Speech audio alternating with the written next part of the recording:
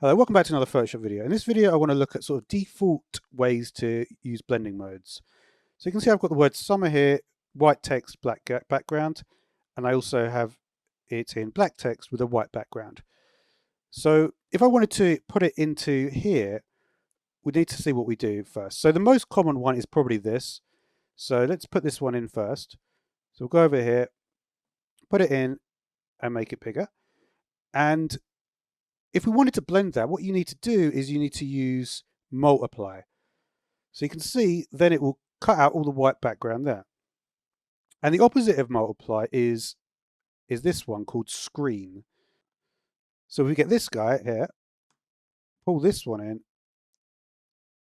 put it in and make it bigger. And then we try screen on this. You can see then that's going to cut that out as well. So yeah, just sort of ways that you can potentially blend layers there. So thanks for watching.